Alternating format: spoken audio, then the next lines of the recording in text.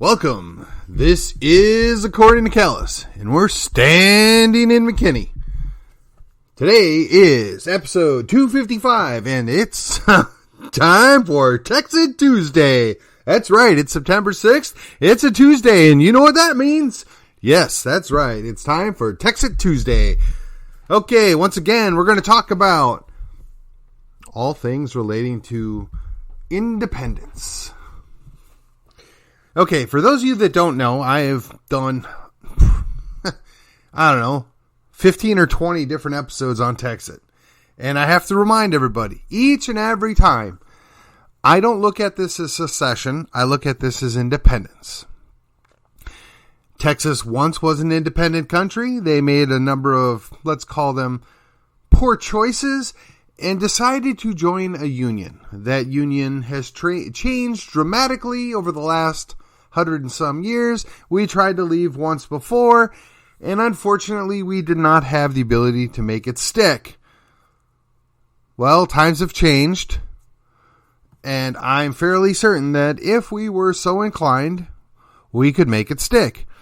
Now I ask you, what is the best way to determine whether or not the people are so inclined? Put it out as a referendum to the Texians and the Tejanos out there to let them decide, yes, we think that there is merit to this idea of Texas independence and we should look into it and we should explore it. And, we should game out how that might play out or how that may work. Or, you know what? We're really comfortable in this soft totalitarianism. We're really comfortable with the encroaching socialism. We're really comfortable with the idea that our state is being dictated to by an entity that is 1,500 to 2,000 miles away. I don't know how far it is, and I really don't care. But it's different where you are in different places of Texas, dictating the terms of which we get to function. And they don't really care about what we want and what we desire. Now, 25 years ago, I fled here as an economic refugee because things were better in Texas. And I stand by the idea that Texas is still better than pretty much every other state of the Union. Now, you could make arguments that Alaska's got some really nice things going on there. You can make other arguments about New Hampshire or Idaho, specifically Florida. And there's different reasons why those states are, let's say, in contention for taking the lead spot of defending liberty in our union.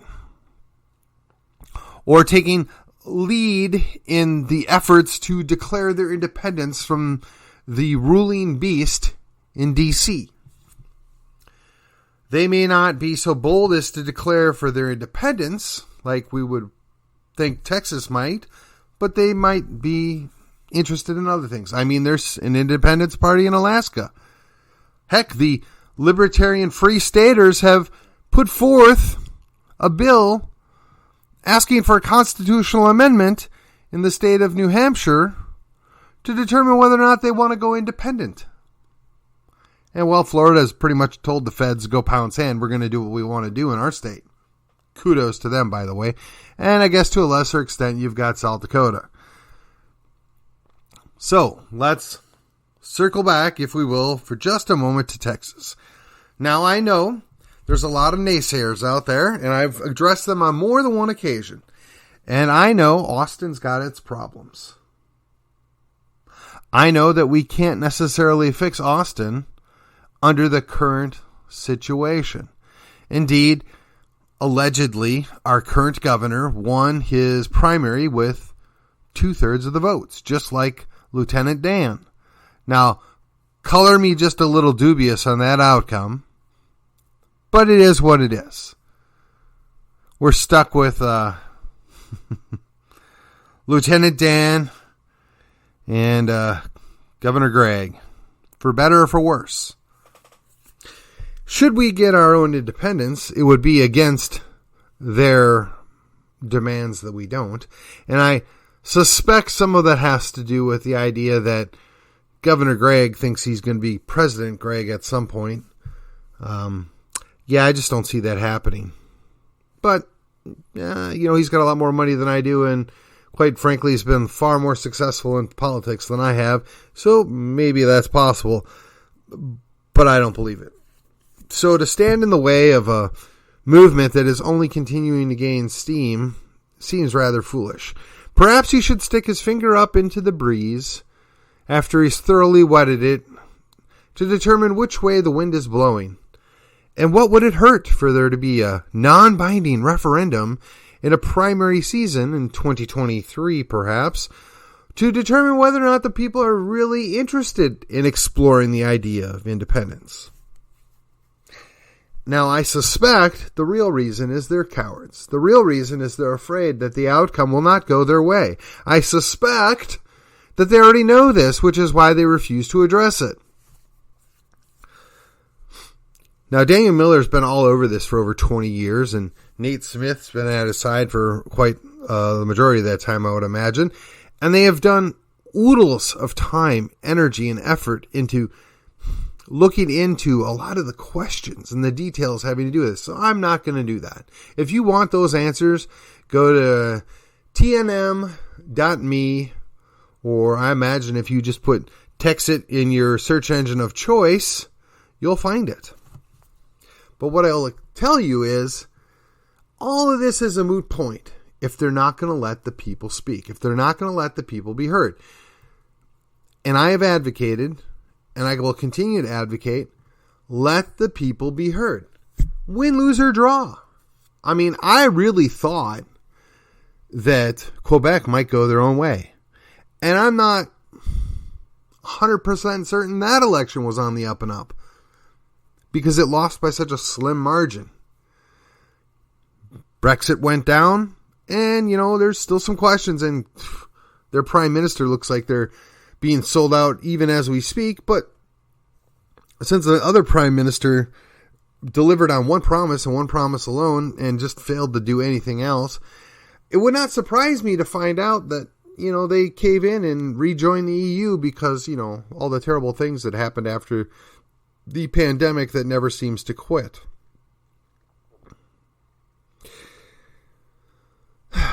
But there's a certain amount of irony that while Texas has been building up a head of steam and running their mouth about how we were once a republic and we could do it again, that little old New Hampshire, bolstered primarily by those free staters out there, and God bless you people, are starting to push the own issue. So if we're not going to get independence in fact, we're going to get independence in action. We're going to declare our state to be not part of the governing functions down in D.C. We're going to say, yeah, that's fine, D.C., but we're going to do this. We're going to stand on our own. We're going to defend liberty on our own rights. Now, they may not go for full-on independence, but really and truly, if you entirely neuter the federal powers to be and you chase them out of your state, have you not already achieved some level of independence? Have you not already gotten most of what you wanted? I mean, it almost sounds like the best of both worlds, right? Well, we're still part of the Union, so we've got the enormous military to protect our six, but on all these other stupid laws at the federal level, yeah, we just don't play that. We're not going to go there. We're going to do our own thing. I mean, to a lesser extent, that's what DeSantis is trying to accomplish down in Florida. I mean, right now he's the governor with the mostest, right? I mean, Kristi Noem had her chance. I mean, she had the lead, but she buckled to the NCAA or the NC2A of all things. She got a little scared by some college administrators. But the truth be told, I think those of you that have been paying attention, she was all in to go along with the lockdown. She was all in on shutting down the state, but it was her state legislature that said, yeah, no, we're not going to do that. You can either join us or we're going to steamroll you. But she wisely joined. She put her finger in the wind, and she decided to follow the prevailing winds rather than defy the common sense leadership that they had in South Dakota. Now, it may not always be the case, but it was on this one thing. But, they saw that money from the NC2A and knuckled under like the little, well, draw your own conclusions there. Then you've got Alaska. Now, Alaska, outside of probably Juneau and Anchorage, is the most sparsely populated state in the entire Union. It's also the largest state by geography in the entire Union, by nearly twofold. And Alaska kind of does what they want. They're largely dependent on certain things from the federal government, but really they could fund themselves just based off their oil revenue. Yet it is the federal government that seeks to hobble Alaska by shutting down their oil production, by shutting down whatever natural gas or whatever minerals could be retrieved. And why would they do that? Oh, that's right, because they want us dependent upon them. I wouldn't be surprised if in November that Sarah Palin wins the race that she rightfully should have won already. It would not surprise me if at some point in the near future, Alaska starts rattling their sabers, if you will, for lack of a better phrase, of their own independence, particularly as Texas builds up their own steam, or DeSantis continues to push back. And yes, we might be fortunate enough to stay some of these encroachments that have come upon us in the last year and a half, if we should be fortunate enough to take the House and the Senate. But once again, it'll be the Republicans playing not to lose instead of playing to win. It'll be the Republicans that will only stop bad stuff because it doesn't have an R after the name. They're only going to play interference because they want their team to be doing these bad laws. They showed us that multiple times, both in Texas and outside of Texas. The Republicans are all about selling out the American people as long as they get to do it on their own terms, by their own devised exploitative ways. At least the socialists, the progressives, and the flat-out totalitarians on the left are honest about what they're going to do. They're upfront about how bad they're going to screw us over. The Republicans, not so much. And I say that as a good Republican. I say that as a conservative. I've said time and time again, the conservatives have done nothing. They're basically progressives of 100 years ago. They're the 1960s Democrats at this point. They have conserved nothing. They don't know how to fight to win. Yet that's what we get stuck with. Because, quite frankly, the libertarians, they're a basket case. I love them. I agree with them probably 90% of the issues, but maybe even higher. But they can't and won't get anything done. And I don't know why that is. And I don't know that I could fix it. I'm not that crazy to think that I could step in and fix it. But that leaves you the evil party or the stupid party. And I join the stupid party. And I try and make my difference in the stupid party. And I try and do my level best to encourage those people that are on my team that we've joined the stupid party to drag them kicking and screaming towards more liberty. In this case, it would be Texas independence. We finally forced the issue to where it was put forth on the ballot for the platform for the Republican Party. And honestly, I don't know if the people that took the vote was 5,000 or 8,000. I don't care. But approximately 90%, and we're just going to be conservative and say it was 85% of everybody that was there. 85% of the people that were there, they're on board with the idea that the people should get to choose on whether or not they want to declare Texas independence. And these are the Republicans. And I would say that the 15% of the people that voted against us actually don't hate the idea for the idea. They hate the idea because they're caught in the false dichotomy that if you support independence, you're a traitor. If you support independence, you're seditious. If you support independence, well, you're not a good Republican. If you support independence, well, you must have ulterior motives. No. I would say to you this. I love my country. I took an oath to defend this country and the Constitution from all enemies, foreign and domestic. that means I'm prepared to not only die for my country, but to do the other part of that scenario. I hope it never comes to that. I hope we can prevent any of that ever coming to pass. But I'm not the traitor. I'm not the seditious one. I wear it with a badge of honor that one of my state reps in Collin County would lump me in with those people. I wear it with a badge of honor because I look, and while generally we're on the same page, generally the votes are done the correct way by this individual, generally this person is held in, let's say, mild approval, it was quite humorous to me.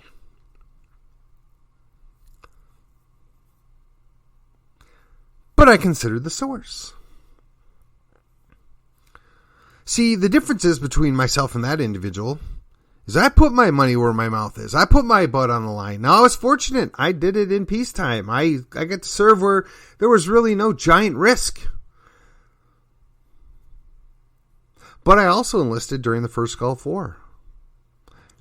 And that first Gulf War could have very easily turned into the second Gulf War, where we were sitting into some foreign country playing in the sandbox for 15 to 20 years for no apparent reason other than some powers that be got their panties in a wad, for lack of a better phrase. Thought they had to prove a point. We had to go fight them over there so they wouldn't be here, all the while they were inviting them here. It might be surprising to you that in the last 20 years, there's been a dramatic rise of mosques put up all over the state of Texas as we've continuously imported those people here who objectively don't like anybody that's not them. What were we thinking? What was the governor thinking? Who thought this was a good idea? Now, I'm not going to turn this into hate on Islam or hate on Muslims. That's not the point. The point is they mark their territory, and they're not afraid to do it. And quite frankly, they're really, really good on passive resistance, and they're willing to die for their cause. Perhaps we Texians and Tejanos could take a lesson from them. Perhaps we could look at Texas as being something worthy to die for, worthy to declare independence for. And not just some vague notion of freedom. No, a real, tangible Texas, independent state, worthy of being a nation among other nations. Defending our own liberties, defending our own territories, standing true to what we believe in, being morally consistent. Not putting up with people that would seek to subvert the law or undermine Texas.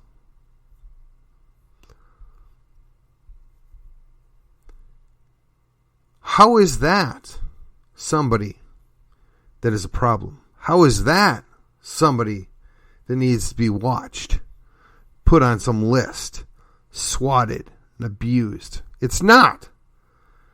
Now, I hope that Idaho steps up to the plate and they start working something out. Maybe they absorb a few counties from eastern Washington or eastern Oregon, or maybe, just maybe, there's enough people that are east of the Cascades that say, we're done with you. We're going to separate from Washington, Oregon, respectively, and we're going to form our own little state.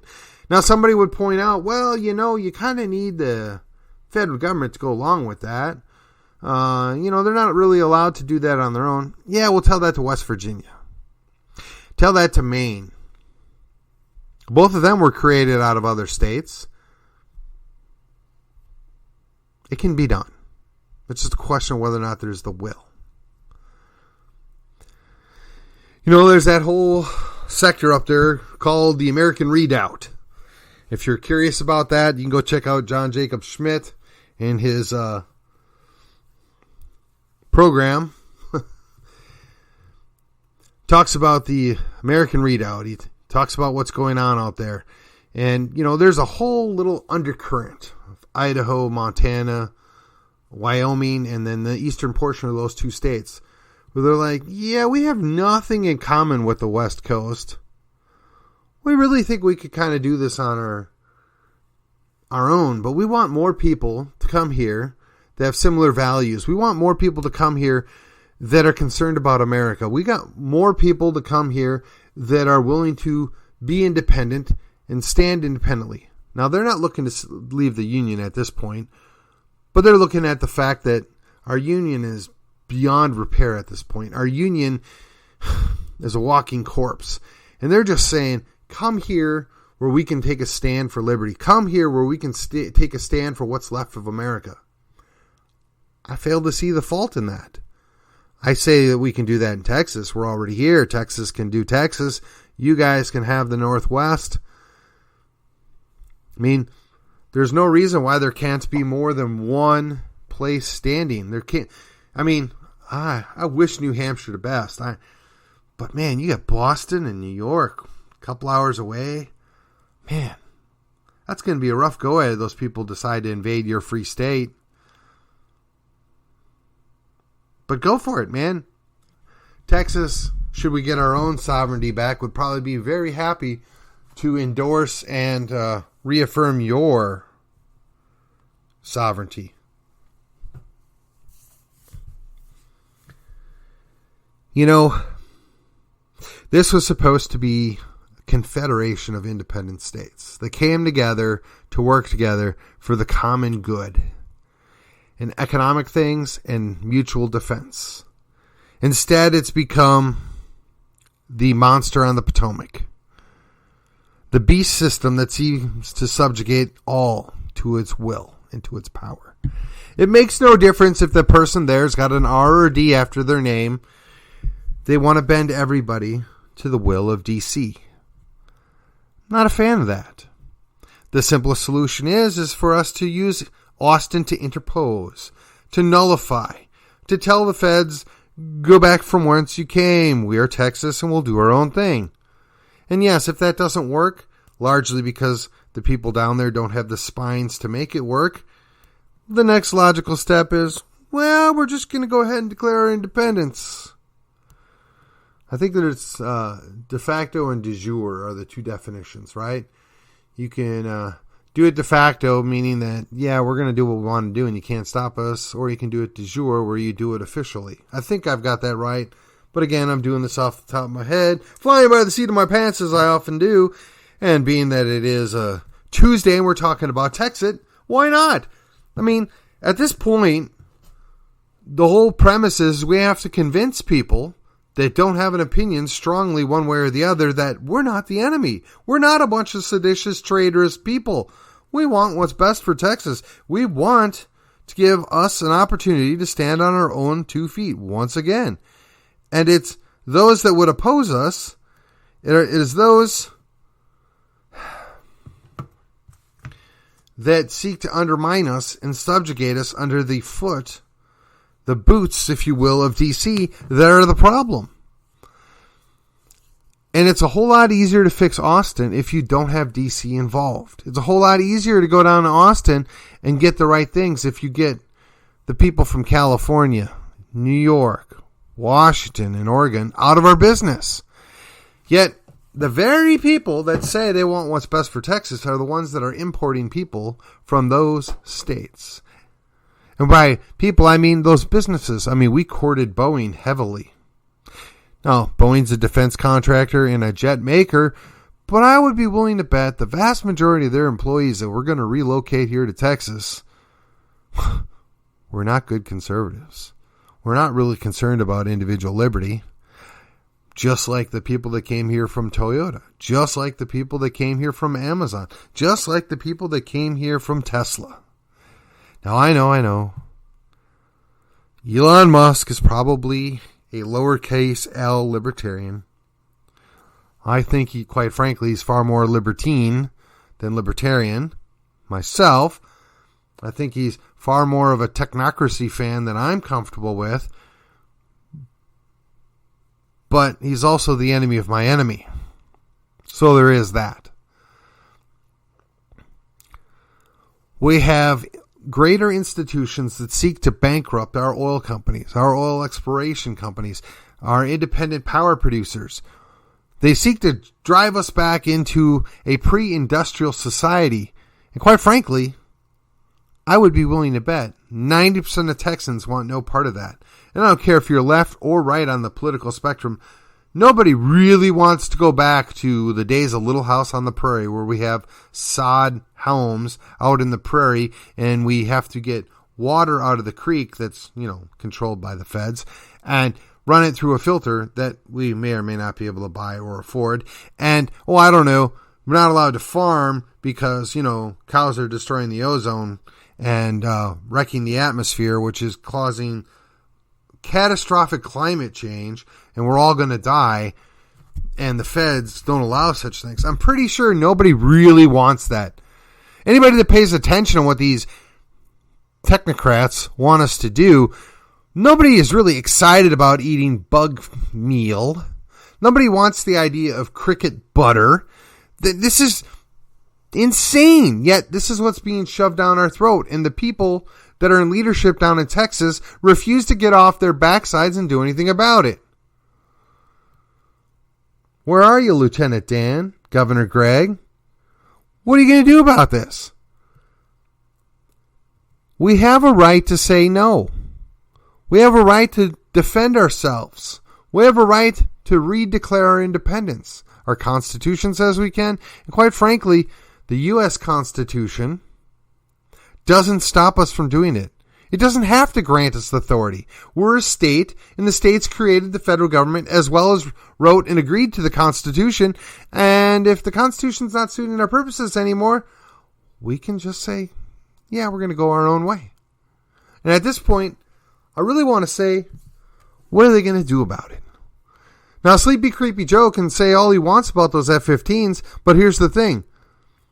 Do you really think you got enough pilots that they're going to take back Texas if we want to go our own way? Are you really willing to dump a nuke on Houston or Dallas or Austin or San Antonio? I think not. I mean, the Taliban was able to defeat the United States military. Now, some would say that wasn't necessarily the military's fault, but you didn't have the political will to take out a third world country. I'm not feeling real scared that you're going to be able to take out Texas. I don't believe you have the political will for that. Just like I don't think our current leadership in Austin has the political will to declare that independence. But that too will change. We'll continue to cleanse the party of those people that refuse to defend liberty. We'll continue to cleanse the government of those that are not willing to defend Texas. And yes, I'm using the word cleanse on purpose because it needs to be cleaned out, not because it needs to be cleansed and wipe them out. Cleanse as in cleaning, not as in genocide. Morons. No more nonsense.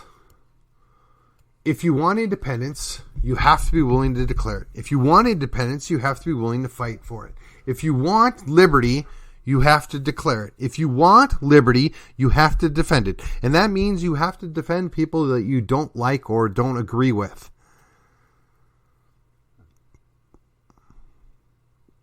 And I would just simply say, if you're uncomfortable with that, if you're not supportive of that, I hear New Mexico's very nice this time of year.